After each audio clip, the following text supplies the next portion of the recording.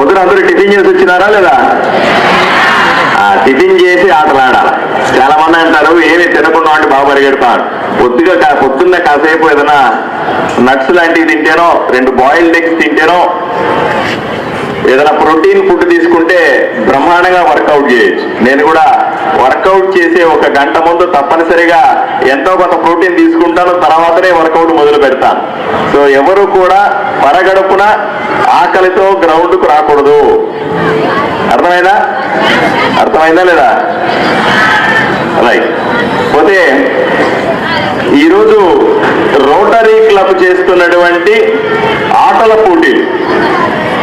Rotary club అనేది ఇప్పటికే చెప్పారు, సుమారుగా 40,000కు పైగా క్లబ్బులు ప్రపంచవ్యాప్తంగా. రోటరీ క్లబ్ అనేది ఆదోనిలో ఉండేది కాదు, కర్నూలు జిల్లాలో ఉండేది కాదు, ఆంధ్రప్రదేశ్ మాత్రమే కాదు, దేశమంతా ప్రపంచమంతా కూడా రోటరీ క్లబ్ ఒక స్వచ్ఛంద సంస్థలాగా ఎన్నో సేవా కార్యక్రమాలు చేస్తుంది, సమాజానికి ఉపయోగపడే కార్యక్రమాలు చేస్తుంది, సమాజం కోసం త్యాగాలు చేసే వాళ్ళని ప్రోత్సహిస్తుంది.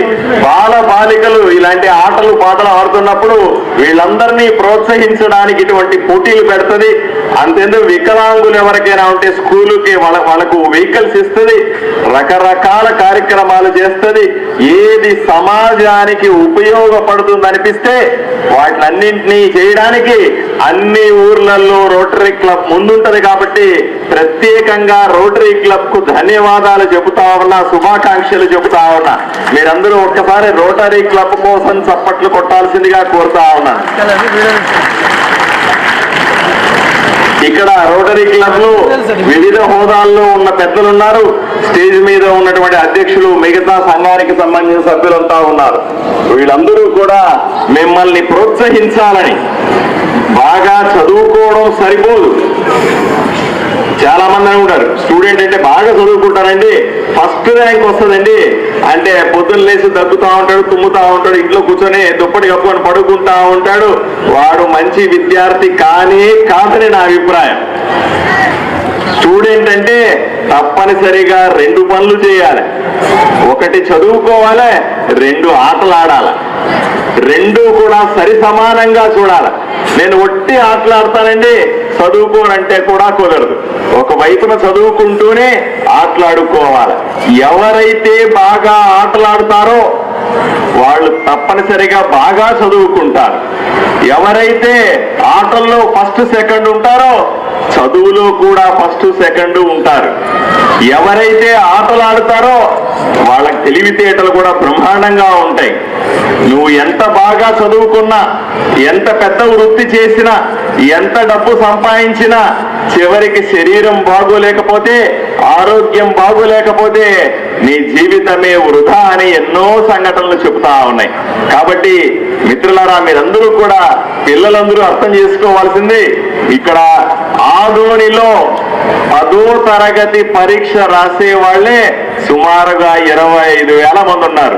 25,000 మందిలో కేవలం 200 మంది విద్యార్థులు ఇక్కడ పరిగెడుతున్నారంటే మీరు ఆల్రెడీ పరుగు పందెంలో మీరు గెలిచినట్టే. ఎందుకంటే మిగతా విద్యార్థులకు పరిగెత్తే దమ్ము లేదు, మిగతా విద్యార్థులకు మీతో పోటీ పడే శక్తి లేదు, ఆల్రెడీ మీరు గెలిచినట్టే. దాంతో పాటుగా మిగతా వాళ్ళు మిమ్మల్ని చూసి మీరు పరిగెట్టమో, మీరు ఆటలాడటమో, మీరు పాటలు పాడటమో, మీరు చేసే కార్యక్రమాలు మిగతా పిల్లలకు కూడా స్ఫూర్తిలాగా ఉండాలని మిమ్మల్ని అందరినీ కోరుకుంటా ఉన్నా. బాగా ఆడండి, బాగా ఆడుకోండి, సంతోషంగా ఉండండి. ఎవడైతే బాగా ఆడతాడో వాడి ఆరోగ్యం బాగుంటుంది, వాడి శరీరం బాగుంటుంది. కేవలం మీరెప్పుడు అనుకోవద్దు పోటీలు అన్నవి ఆటల్లో మాత్రమే అని. ఆటల్లో పోటీ పడేవాడు జీవితంలో కూడా పోటీ పడతాడు. ఆటల్లో పోటీ గెలిచిన వాడు జీవితంలో కూడా తప్పనిసరిగా గెలుస్తాడని నమ్మిన వాడిని నేను. కాబట్టి మీ అందరికీ కూడా ఆటలాడే ప్రతి ఒక్క విద్యార్థికి బ్రహ్మాండమైన భవిష్యత్తు ఉంది. ఆటలాడే ప్రతి ఒక్క యువకుడికి కూడా బ్రహ్మాండమైన దేశాన్ని ముందుకు తీసుకెళ్లగలిగిన శక్తి ఉందని మీ అందరికీ తెలియజేస్తూ, తప్పనిసరిగా ఆదోనిలో కూడా మీలాంటి విద్యార్థులందరూ కూడా బాగా ఆడుకోవాలని, బాగా చదువుకోవాలని, మంచి మంచి మెడల్స్ తీసుకోవాలని ఎప్పుడు కూడా అనుకోవద్దు. ఈ గ్రౌండ్ లో పరిగెడితే సరిపోదని ఒలింపిక్స్ లో ఎలా పరిగెట్టాలో ఆలోచన చేయండి. ఇక్కడి నుంచి పెద్ద పెద్ద పోటీలకు వెళ్ళడానికి ఈ 5 సంవత్సరాల్లో నేను ఎమ్మెల్యేగా నేను కొన్ని ప్రణాళికలు చేస్తా ఉన్నా. నేను ఎమ్మెల్యే కేవలం 5 నెలలే అయింది, ఇంకా కొంత సమయం ఉంది.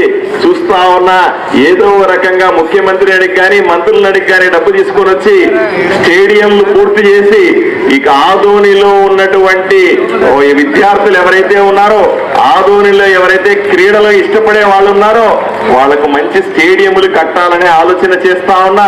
5 సంవత్సరాల్లో తప్పనిసరిగా ఒక్క స్టేడియం అయినా పూర్తి అవుతుందని నేను మనస్ఫూర్తిగా నమ్ముతా ఉన్నాను. మంచి రోజులు రాబోతా ఉన్నాయి. మనమందరూ కూడా ఎక్కడ పడితే అక్కడ ఆడటం కాకుండా మంచి మంచి స్టేడియంలో ఆడే రోజు దగ్గరలో ఉందని మీ అందరికీ తెలియజేస్తూ, మీ అందరికీ కూడా పోటీ పడుతున్న ప్రతి ఒక్కరికి కూడా ఆల్ ది బెస్ట్ చెబుతూ, రోటరీ క్లబ్ చేస్తున్నటువంటి సేవా కార్యక్రమాలకి, విద్యార్థులను ప్రోత్సహించే కార్యక్రమాలకి వీళ్ళందరినీ కూడా ప్రత్యేకంగా అభినందిస్తూ సెలవు తీసుకుంటారు. నమస్కారం.